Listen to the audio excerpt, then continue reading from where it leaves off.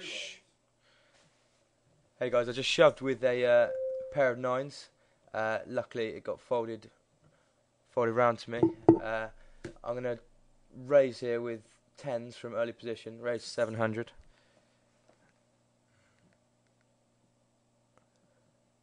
So yeah, welcome back to part 4 of this free roll strategy guide on cake poker.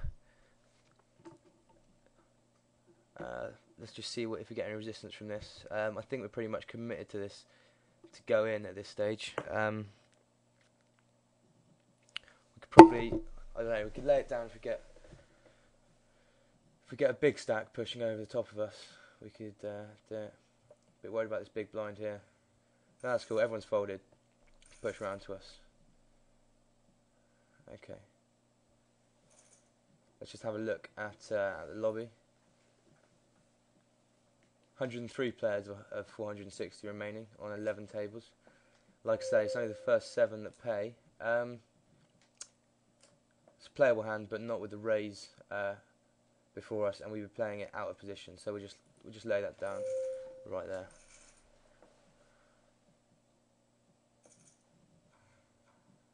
Seven five. Right, I'm going to fold that. Okay, guys, I'm going to pause the video for a sec, and I'll bring you back when I've got something more interesting to show you. See you guys in a bit.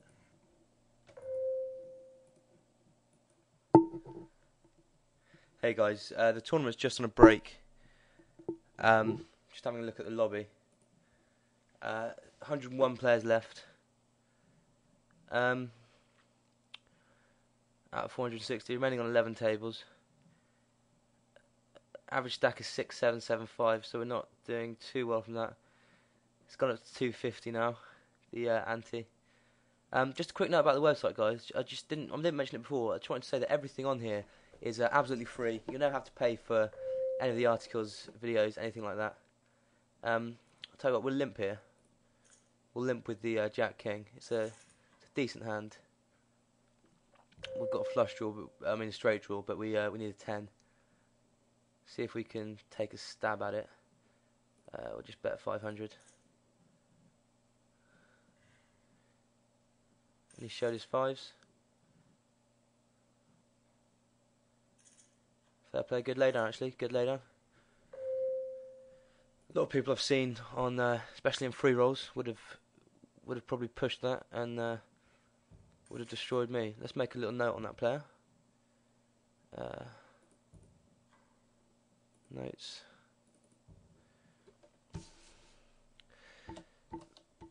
Laid down 5s.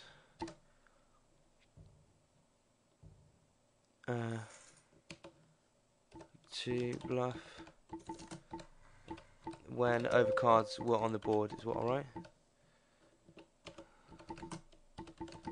Because that could be useful in the future. We're just going to fold this 8-7.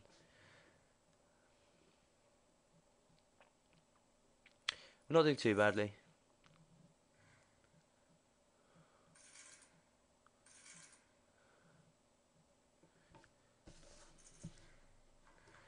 Just hang in there. That's good for a raise. Got to start getting a little bit more aggressive here. And the problem is, if someone comes over the top, we are going to have to lay that down.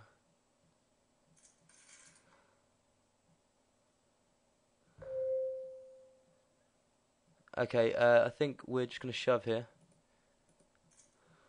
Hope he hasn't got a big pair.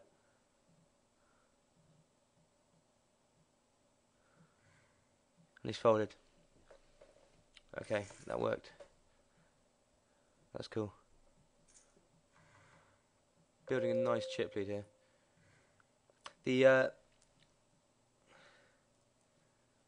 The raise, and then with the intention of shoving, if nothing really comes on the board, it's quite useful. I mean, the reason I shoved there, just to explain, is that the board was really. Let me just go to the last hand and explain that. If it'll load up.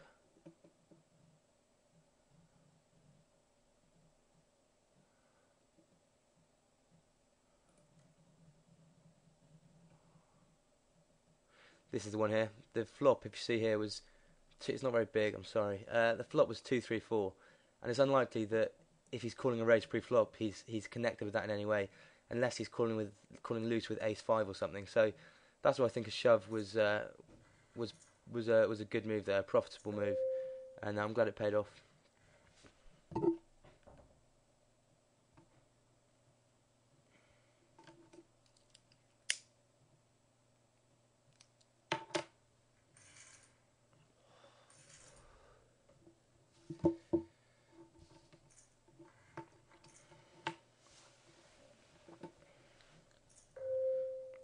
Queen 10 suited, we can limp with that.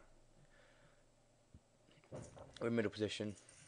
We can limp, see if we flop anything. We've flopped a pretty decent flush draw here.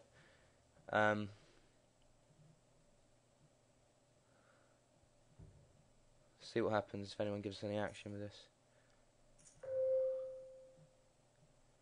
Okay, we're getting 3-1 on this. So I'm going to fold this. Maybe that was a silly fold.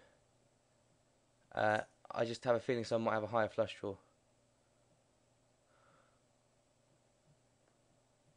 Although we did have a pretty decent flush draw there. No one had the flush. We would have destroyed that. Okay, so that was a mistake, but we could live with it. There are plenty more spots.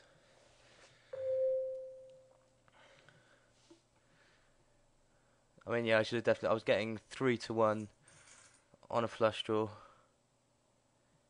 It's a 1 in 4 chance. That's pretty much the chance of hitting the flush. That was a definite call. I don't know why I didn't call there.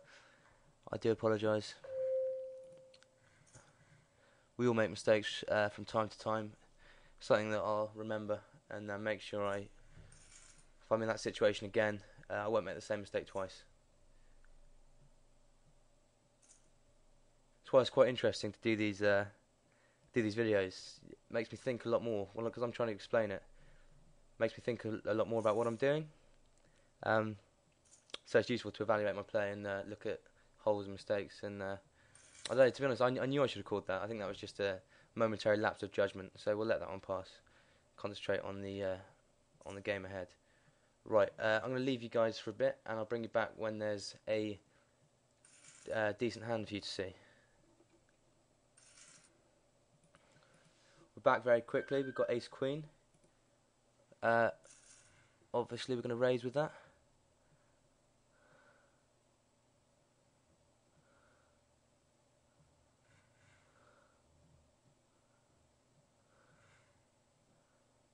I'm calling him if he shoves, I think. No, that's cool.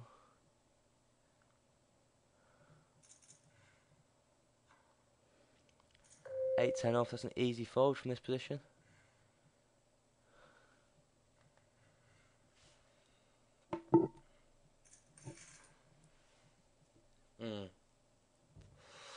Would have flopped 2 pair.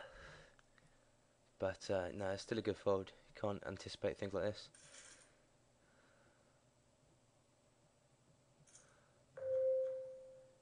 Ten king, early. I'm just going to fold that. In a late position, I would have played that for a raise.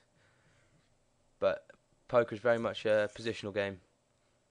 So we're going to be playing. The hands we play in early position are going to have to be a lot better for us to raise them than hands that we play in late position.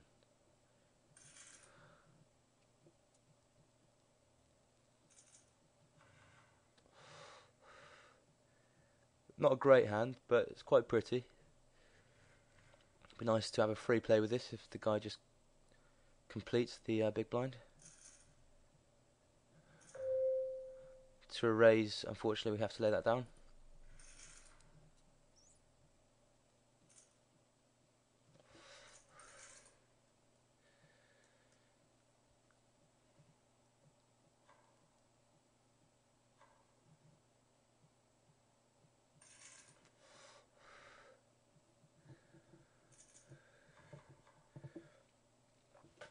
Queen 10 in the small blind. This might be worth a raise depending on the action before it gets to us. I'm going to raise that up. Go heads up against this guy.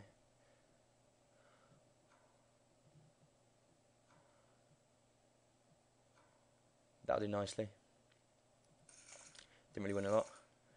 Okay guys, I'm going to pause this and I'll see you guys in part 5.